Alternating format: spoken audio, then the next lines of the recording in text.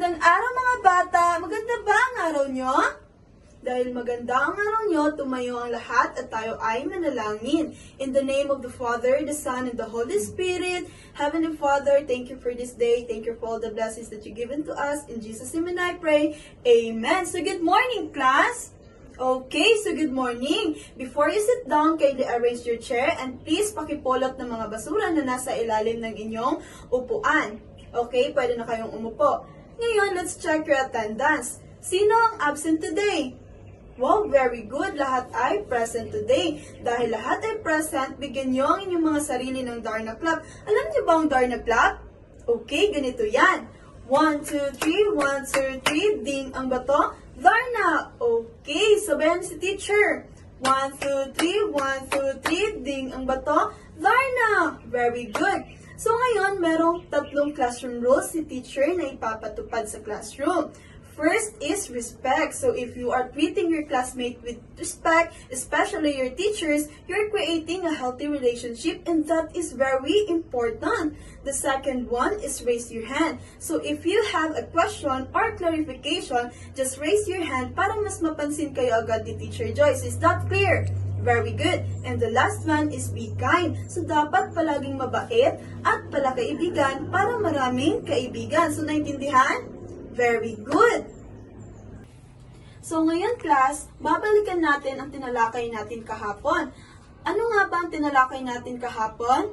Yes, Jovi!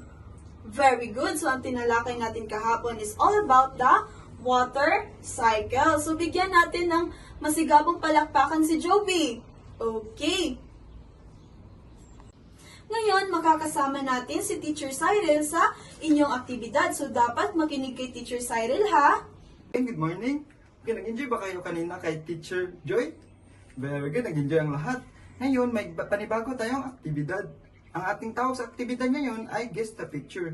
So, may papakita si teacher na 5 picture at ito ay huhulaan nyo. First is, alam kong alam nyo ito dahil makikita natin ito sa pang-araw-araw. Sun. Very good, sun. Ang pangalawa is shooting star. Pwede. Very good, no? Kaya ang pang-tatlo, alam kong alam nyo ito kasi makikita natin ito tuwing gabi. Okay, very good, moon. And ang pang-apat, malaking bato. Pwede na rin, no? Very good. Ang panghuli, okay, very good. Dagat. Pwede na rin. Okay, nag-enjoy ba kayo sa ating aktibidad ngayon? Ngayon, makakasama natin si Teacher Crystal. Okay, palakpakan natin si Teacher Crystal. Ang umaga mga bata, nasayahan ba kayo sa aktibidad ni Teacher Cyril? Okay, at dahil nasayahan kayo sa kanyang aktibidad, may panibago na naman tayong aktibidad. Ang tawag ng ating aktibidad ngayong araw ay Arrange Me. May ipapakita si teacher na litrato, yung mga 8 planets or tinatawag nating solar system. At sa pamagitan ng pagsagot, mayroong pinipare si teacher na spin the wheel. Kung sinong mga pangalan ang nakatutok sa arrow ay siya ang sasagot nito. Maliwanag ba? Okay, let's start spinning! Okay, ang 8 estudyanteng napili ay si Joy, May, Bon, Jovi, Kit, Cyril, Ivan, and Dane. Okay, pakisagutan. Okay, very good. Okay, malalaman natin kung tama ba inyong mga sagot mamaya sa discussion ni Teacher Joy. Sa mga aktibidad natin yung araw mga bata. Okay, very good. Mayroong kaunting katanungan si teacher. First is, how many planets are there in the solar system? Okay, Jovi. Sagot ni Jovi ay 8. Malalaman natin yan mamaya sa discussion ni Teacher Ellen. Okay, ang pangalawa naman is, which planet is the closest to the Sun? Okay, Neptune. Malalaman natin yan mamaya. At ngayon, tatawagin na naman natin si Teacher Ellen para sa kanyang discussion. Morning again, class! Okay, good morning. So, do you have any idea what is our topic for today? Okay, so dahil wala, sasabihin ni Teacher Joy sa inyo. Our topic for today is all about the solar system. So ano nga ba ang solar system? But before that, these are the objectives that we need to attain after our lesson. The student should be able to A, B, C.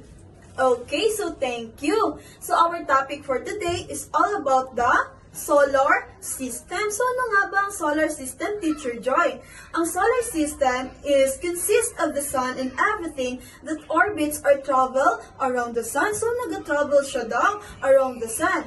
Next is planet. Ano nga ba ang planet, Teacher Joy? So ang planet class are celestial bodies moving in an elliptical orbit around the sun. So, meron tayong 8 na planets. So, ano nga ba ang mga 8 planets? First is we have the Mercury. So, pag sinabi natin Mercury, ano ba ito, Teacher Joy? Mercury is the smallest planet, closest planet to the sun. So, siya ang pinakamaliit na planet at pinakamalapit sa sun. So, the next planet class is Venus. Si Venus naman class is nearly as big as the Earth, thought to be made up of a central iron core, rocky mantle, and a silicate crust. The third planet class is all about the Earth. So, ang Earth class, dito nabubuhay ang humans. Was once believed to be the center of the universe, the only planet named after a god. And the fourth planet naman class is Mars. Ang Mars naman class is the fourth planet from the Sun, the second smallest planet in the solar system. So siya ang ikalawang smallest planet sa solar system. Next naman class is the Jupiter planet. Si Jupiter planet naman class is the planet out from the Sun, is 2.5 times more massive than all of the other. So let's move class to the celestial bodies. So first celestial body is dwarf planet. So si dwarf planet, this celestial body satisfy the first two criteria, orbiting the sun and achieving hydrostatic. So naintindihan ba ang diskusyon ni Teacher Joy? So dahil naintindihan, ay magpapatuloy si Teacher Cyril sa inyong aktibidad. Okay, nakinig ba kayo sa discussion ni Teacher Joy? Dahil dyan nakinig kayo, may panibago naman tayong aktibidad ngayon. Ang pangalan ng ating aktibidad ngayon ay IP Paint. Draw a planet by using in IP Paint. Okay, tapos na ba? Tapos na ba ang ginawa na IP Paint? Okay, kung tapos na, pwede ninyong isend sa akin. Bago kayo lumabas sa classroom, mayroong assignment si teacher sa inyo. Pumili kayo ng paborito niyong planeta at gagawa niyo ito ng kanta, or short story, or poem. Maliwanag ba mga bata? Okay, very good. Pwede na kayong tumayo at magpaalam. Ngayon, tatawagin natin si Teacher Joy at si Teacher Cyril. Paalam mga bata! We go up to the sky. Let's see our solar system.